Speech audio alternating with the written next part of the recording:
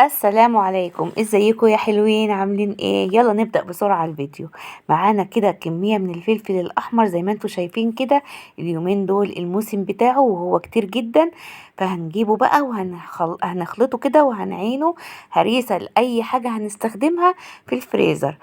انا بعمله كده بيفضل عندي طول السنة. زي ما انتوا شايفين هنضفه كده، هو اتغسل طبعا واتصفى. هنضفه واشيل البذر من جواه، وهبدأ اقطعه بأي شكل بقى، مكعبات كده ولا أي حاجة، لأن كده كده أنا هفرمه. زي ما انتوا شايفين بجد بجد تحفة، وبينفعني في كل حاجة. بابا غنوج، بشوي سمك، بحط في خلطة محشي، بحط في أي حاجة بحبها. وأنا جايباه المرة دي بارد، لأن بصراحة السنة اللي فاتت كنت جايباه كان حامي جدا، كنت عاملاه شطة فكان حامي جدا. وعندي الولاد روقوني من الحامي ده، وبقوا زعلانين جدا لأنهم بيحبوا الأكلات اللي بيتحط فيها دي.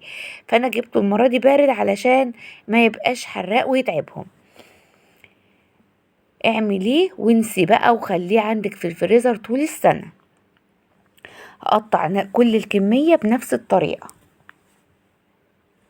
يلا بقى قوليلي في التعليقات بتشوفيني من اي بلد، وهل فيديوهاتي بتعجبكم ولا لأ، واستاهل كم من 10 في الفيديوهات اللي انا عملتها لكم.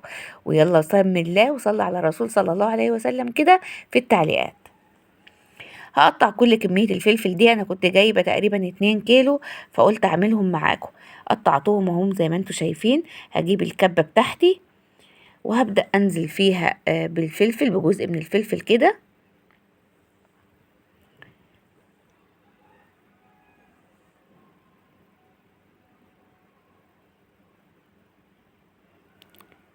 هجيب بقى معلقة كبيرة او معلقتين من التوم المفروم. هجيب كمان معلقة، ده توم مفروم ومتفرز. وهنزل عليه برضو بشوية فلفل، وهحط بقى الملح،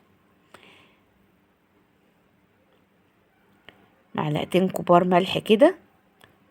الملح هو اللي بيخليه ما يمسكش في قلب الفريزر، بطلعه من العلبة كده على طول بالمعلقة. وافرمه بقى كويس، عايزاه ناعم قوي، عايزاه خشن، عايزاه وسط، الطريقة اللي انت تحبيها اعمليها.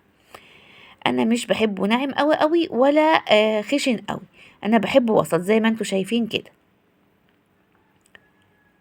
اهو.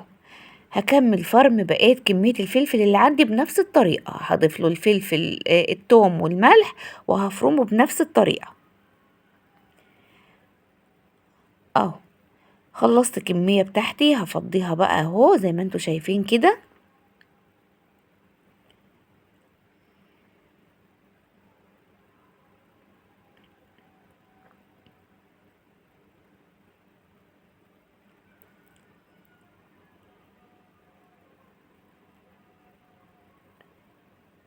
في فيديوهات هتلاقوني لابسة فيها الجلافز على طول، وانا ما بحبش استخدمه بصراحة كتير، بس انا كانت ايدي محروقة فما حبيتش ان انتوا تشوفوا يعني منظر ايدي كده، الحمد لله يعني. هجيب بقى الاكياس التلاجة بتاعتي، وهعبي كده هقسم فيها الفلفل بتاعي على اجزاء كده في الاكياس زي ما انتوا شايفين كده اهو. انا هسوي كل الكمية تبقى قد بعضيها.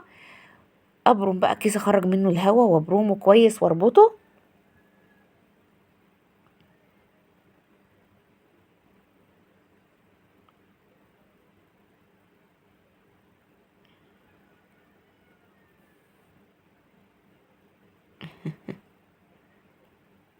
انا بحب اشتغل بايدي عشان احس بالحاجة اللي انا بعملها، انما الجلافز ده بلبسه في حاجات يعني بسيطة جدا اه، بس انا مضطرة بصراحة الكام فيديو دول اه. ابطل بقى الاكياس كده واعبي كل كمية عندي كده في الاكياس،